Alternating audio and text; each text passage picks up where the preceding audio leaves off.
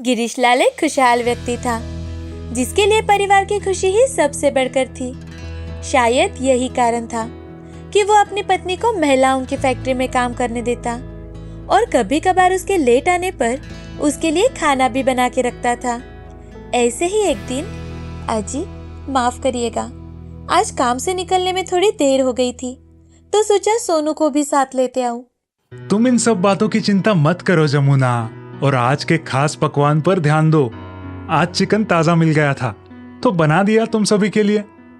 मैंने कुछ अच्छे ही कर्म किए होंगे, इसीलिए तो मुझे आप जैसा पति मिला। हाँ माँ, पिताजी बहुत बढ़िया खाना बनाते हैं। सभी हंसी खुशी खाना खाने लगते हैं।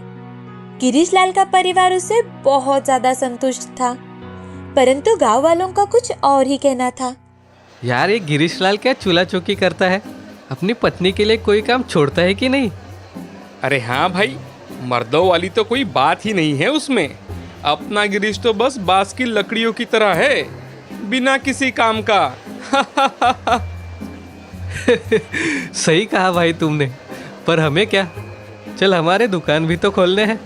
वो दोनों गांव वाले बातें करके चले तो गए, पर उनकी सारी बातें सोनू ने सुन ली थी। ये लोग पिताजी के बारे में कितना गलत सोचते हैं। पर सोनू जानता था कि यदि वो उनसे कुछ कहेगा तो वो उसे उल्टा ही सुना देंगे। इसीलिए वो घर चला गया और अपनी माँ से, माँ, पिताजी खेत में इतनी मेहनत करते हैं और घर पर भी अक्सर खाना बनाते हैं।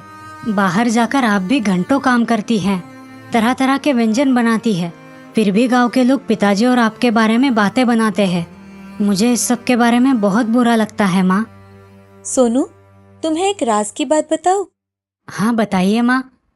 सोनू, तुम्हारे पिताजी को खाना बनाना बहुत ज्यादा पसंद है, खासकर चिकन। और जो चीज हमें पसंद होती है उनके लिए हमें हिम्मत दिखानी होती है। बिल्कुल सही बेटा। अपनी माँ की बातें सुनकर सोनू समझ चुका था कि उन दोनों गांव वालों की सोच कैसी बदलनी होगी। गिरीशलाल और जमुना की सालगिरह नजदीक आ रही थी। सोनू ने उन दोनों काकाओं को आमंत्रित करने की अपने माँ पिता से बात की। दोनों ने खुशी खुशी हाँ कह दिया। फिर सोनू उन दोनों काकाओं से, काका, परसों पिताजी और माँ की शादी की सालगिरह है। ज्यादा कुछ बड़ा तो नहीं कर रहे, लेकिन आप दोनों को जरूर आना होगा। अब तुम इतना कह ही रहे हो बेटा, तो क्यों नहीं? हाँ हाँ बेटा, हम जरूर आएंगे। गिरीशलाल हमारा दोस्त जो ठहरा। सालगिरह का दिन आ गया। सोनू ने अपने माँ पिताजी की आरती की और उन्हें टीका लगाया। सालगिरह की लाखों बधाइयाँ। धन्यवाद बेटा। बहुत बहुत धन्यवाद बेटा। ये जोड़ी बनी रहे। गिरीशलाल और जमुना ने भगवान के आगे हाथ जोड़े और उन्हें सभी खुशी और सुविधाओं के लिए धन्यवाद दिया। फिर आई बारी पकवानों की, जिसके लिए दोनों काका आए थे। हमारी खुशी का हिस्सा बनने के लिए शुक्रिया। खाने का मजा लीजिए। शौक से। दोनों अतिथियों के सामने चिकन और चावल रखा था और साथ में सुरन की सब्जी, मक्के की रोटी भी। मीठे में खीर बनाई गई थी। खाना देखते ही दोनों अतिथि खाने पर टूट पड़े और खाने के बाद जमुना से, वाह भाभी वाह, आपने तो मानो सीधे स्वर्ग के दर्शन करा दिए। इतना बढ़िया चिकन और उसके बाद खीर, मजा ही आ गया। हाँ भाई गिरीश, तुम बहुत भाग्यशाली हो जो जमुना भाभी तुम्हारी जिंदगी में आई। और हाँ भाई, चिकन सबसे अलग और बहुत ही लाजवाब था। गिरीशलाल और जमुना एक दूसरे की ओर देखकर मुस्कुराए और फिर सोनू ने उन दोनों से कहा, काका, इसमें कोई शक नहीं कि पिताजी और माँ एक दूसरे को पाने के लिए भाग्यशाली है। परंतु क्या आप जानते हैं कि ये चिकन पिताजी ने बनाया था, वो भी उनकी खास रेसिपी से, बांस में। क्या बात कर रहा है सोनू? हो ही नहीं सकता। जी भाई साहब, यही सच है। सोनू के पापा ने ही सारे पकवान तैयार किए थे। मैंने तो मुंह मीठा करने के लिए सिर्फ खीर बनाई थी। दोनों गांव वाले हक्का बक्का होकर गिरीशलाल को देख रहे थे, जो उन्हें देख मुस्कुरा रहा था। उम्मीद है तुम दोनों को खाना पसंद आया होगा। इस सब के बाद उन दोनों को अपनी सोच पर शर्मिंदगी महसूस हुई। तो मानते हैं ना काका कि बम्बू कमाल कर सकता है? हाँ बेटा, इसमें कोई शक नहीं। गिरीशलाल, तुम दोनों के लिए तोहफा तो नहीं लाए हम, पर हाँ, हम तुम्हें भेंट के तौर पर हमारी एक खाली दुकान देना चाहेंगे। हाँ गिरीशलाल, तुम इसे हमारी माफी भी समझ लेना। माफी? किस बात की? पिताजी, भेंट स्वीकार कर लीजिए। गिरीशलाल और जमुना सोच ही रहे थे कि दुकान का क्या करे कि तभी सोनू ने उन्हें युक्ति सुझाई कि क्यों ना वो गिरीशलाल के हाथों की बाम्बू स्पेशल चिकन वहाँ बेचे। ऑर्डर्स लेने के लिए गिरीशलाल थोड़ा हिचकिचा रहा था, पर जमुना ने इस युक्ति में भरोसा जताया। उन्होंने स्पेशल बाम्बू चिकन बेचना शुरू कर दिया। इस बास के चिकन के धंधे में गिरीशलाल ने बहुत तरक्की की। और तो और गिरीशलाल से प्रेरित होकर बहुत से आदमी अपने अपने घरों में खाना बनाने की कला को आजमाने लगे। कला ना ही जाति देखती है, ना ही लिंग, वो बस देखती है हमारा जोश और हमारा प्रेम। इसीलिए हमें हर किसी के कला और गुणों का सम्मान करना चाहिए। हरिहर नाम के गांव में एक राघव नाम का आदमी अपने परिवार के साथ रहा करता था। राघव के परिवार में उसकी पत्नी सुमति, बेटा अशोक और बेटी सुधा रहा करती थी। राघव हर दिन खेत में काम करके अपना गुजारा किया करता था। अशोक भी अब बड़ा हो रहा था। अशोक का कॉलेज पूरा हो जाने के बाद अशोक नौकरी की तलाश में इधर उधर घूम रहा था, मगर उसे नौकरी नहीं मिल रही थी। इसलिए एक दिन राघव अशोक से, बेटे, जब तक तुम्हें कोई नौकरी नहीं मिल जाती तब तक तुम मेरे साथ खेत में काम किया करो।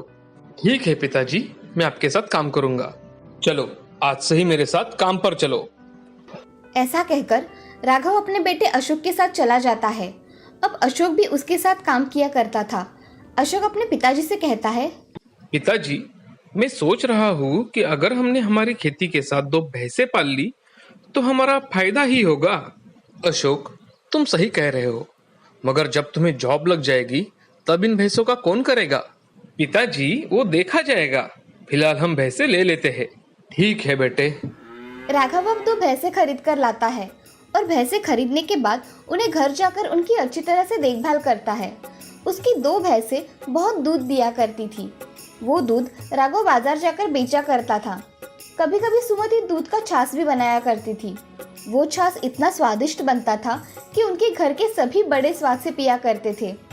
एक दिन उसकी माँ सुमति की तबीयत अचानक खराब हो गई।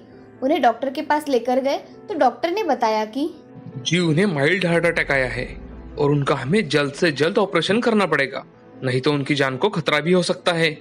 नहीं डॉक्टर साहब, उसके इलाज में कोई कमी नहीं रहनी चाहिए। कितना खर्चा आएगा लगभग ऑपरेशन को? खर्चा तो बहुत आएगा, लगभग 5 लाख तक। ऐसा कहकर डॉक्टर वहां से चले जाते हैं। उनके पास उतने रुपए ना होने के कारण वो सोच में डूब गए और पैसे कहाँ से लाए इसके बारे में सोचने लगे। तभी अशोक राघव से, पिताजी, हमारे पास कितने पैसे हैं? सब कुल मिलाकर 1 लाख ही होंगे। बाकी के पैसे कैसे आएंगे अशोक? पिताजी, हम हमारी जमीन बेचकर माँ का ऑपरेशन करवा सकते हैं। वैसे भी इतने पैसे कहाँ हैं हमारे पास? हमें कुछ ना कुछ तो करना ही होगा। भैंसे बेचकर कुछ नहीं होगा। हाँ, तुम सही कह रहे हो। मैं अभी सरपंच जी के पास जाकर देखता हूँ। कुछ पैसे अगर उधारी मिल जाते हैं तो अच्छा ही होगा। हाँ पिताजी। ऐसा कहकर राघव सरपंच जी के घर चला जाता है। राघव सरपंच जी से, नमस्ते सरपंच जी। नमस्ते राघव, आज यहाँ कैसे आना हुआ? सरपंच जी, मुझे पैसों की सख्त जरूरत है। अगर आपके यहाँ से मुझे कुछ मदद मिल जाती तो बहुत अच्छा होता। कितने रुपए चाहिए थे राघव तुम्हें? जी, मुझे 5 लाख रुपए चाहिए थे। मगर इतने पैसे मैं तुम्हें कैसे दे सकता हूँ राघव? तुम एक काम करो, तुम्हारी जमीन मेरे पास गिरवी रख दो और पैसे लेकर जाओ। राघव बड़ी दुविधा मनस्थिति में पड़ गया। उसने आगे पीछे ना सोचकर अपनी जमीन बेच डाली और सरपंच जी से पैसे लेकर अस्पताल में सुमति का ऑपरेशन करवाया। ऑपरेशन होने के बाद सुमति कुछ ही दिनों में स्वस्थ हो गई। उसे स्वस्थ देख सभी खुश थे, मगर अब अशोक और राघव दिन भर सोच में डूबे रहते थे। उनकी खेती भी चली गई थी और कमाने का कोई जरिया अब उनके पास नहीं था। सिर्फ एक भैंसों का सहारा था। उनके भरोसे घर तो नहीं चल सकता था। एक दिन सुधा अशोक से, भैया, माँ कितना अच्छा छाछ बनाती है। हम अगर छाछ बनाकर बेचे तो हमें ज्यादा मुनाफा मिलेगा। हाँ, विचार तो तुम्हारा अच्छा है सुधा, मगर हमारे गांव में छाछ इतनी मात्रा में नहीं बेचा जाएगा। ये शहर में बेचा जाए तो मुनाफा होगा। हाँ भैया, हम ऐसा भी कर सकते हैं। हम शहर में जाकर दिन भर रेडी पर छाछ बेचेंगे। इससे हमें समझेगा कि लोगों को छाछ पसंद है या नहीं। हाँ, मैं कल ही शहर जाकर छाछ बनाकर बेचता हूँ। ठीक है भैया। ऐसा कहकर सुधा और अशोक जल्दी सो जाते हैं और अगले दिन सुधा अशोक को छाछ बनाकर देती है और कुछ दही साथ में लेकर अशोक शहर पहुंच जाता है। एक रेडी देखकर अशोक वो रेडी किराए पर लेता है और उस रेडी पर अपना लाया हुआ सामान रख देता है। पहला ही दिन होने के कारण रेडी पर कोई नहीं आया। उसने शाम होने पर छाछ तो फेंक देना पड़ेगा, इसलिए पूरा छाछ मुफ्त में बांट दिया। छाछ ले लो, ताजा ताजा छाछ ले लो। उसकी बातें सुन आने जाने वाले लोग अशोक के पास जाकर छाछ मुफ्त में पीने लगे। एक आदमी अशोक से, अरे भाई, तुम्हारा छाछ तो बहुत स्वादिष्ट है और मुझे तो यह बहुत पसंद आया है। आज से मैं हर रोज छाछ पीने आऊंगा। जी जरूर आइए। ऐसा कहकर अशोक सभी लोगों को छाछ देता है। कुछ ही देर में उसका सारा बनाया हुआ छाछ खत्म हो जाता है और अशोक घर चला जाता है। आज उसकी एक भी रुपए की कमाई नहीं हुई थी, इसीलिए अशोक थोड़ा नाराज था, मगर उसने छाछ शाम के समय में फ्री दे दिया। इस वजह से खुश हुए लोग और उसकी छाछ की प्रशंसा करने वाले लोग देखकर अशोक खुश था। अगले दिन अशोक सुबह उठकर अपना सारा काम करके सारी तैयारियां करके शहर निकल जाता है और शहर जाते ही रेडी किराए पर लेकर उस पर छाछ का सारा सामान रख देता है। सुबह होने के कारण अशोक के रेडी पर बहुत कम लोग आते हैं। जैसे ही दोपहर होने लगती है उसके रेडी पर लोग आने लगते हैं। तभी एक बूढ़ा आदमी, बेटे, मुझे एक गिलास छाछ देना। जी अभी देता हूँ। ऐसा कहकर अशोक बूढ़े आदमी को एक गिलास छाछ दे देता है। बूढ़ा आदमी छाछ पीकर पैसे देकर वहां से चला जाता है। अशोक के रेडी पर दिन भर में बहुत सारे लोग छाछ पीने आते हैं और उसके हाथ की छाछ पीकर सभी लोग उसकी तारीफ करके वहां से चले जाते हैं। अशोक की दिन भर की कमाई अच्छी होने के कारण आज वो बहुत खुश था। अशोक आज जल्दी घर चला जाता है और खुशी खुशी अपने सारे काम करने लगता है। उस दिन से अशोक सुबह जाकर अपना छाछ बनाकर रखा करता था। छाछ भी लोगों को बहुत पसंद आने लगा था। अब अशोक का पूरा महीने भर का खर्चा उसकी छाछ बेचने से निकल जाता था। आज अशोक का धंधा बहुत अच्छी तरह से सेट हो गया था और उसका जीवन आराम से व्यतीत हो रहा था। अशोक ने सरपंच जी को दी हुई खुद की जमीन भी वापस ले ली और अपने गांव में खुशी खुशी रहने लगा। अब अशोक का शहर में छाछ का दुकान बन गया था और उसके हाथ की छाछ सभी लोग खासकर पीने आया करते थे। अशोक ने घर के हालात देखकर छाछ का धंधा शुरू किया और आज उस छाछ के धंधे की वजह से वो एक कामयाब आदमी बन गया था। इस कहानी से हमें ये सीख मिलती है कि कितनी भी कठिन समस्या आए उसका हिम्मत से और अपनी सूझबूझ से सामना करना चाहिए। हर समस्या का समाधान होता ही है।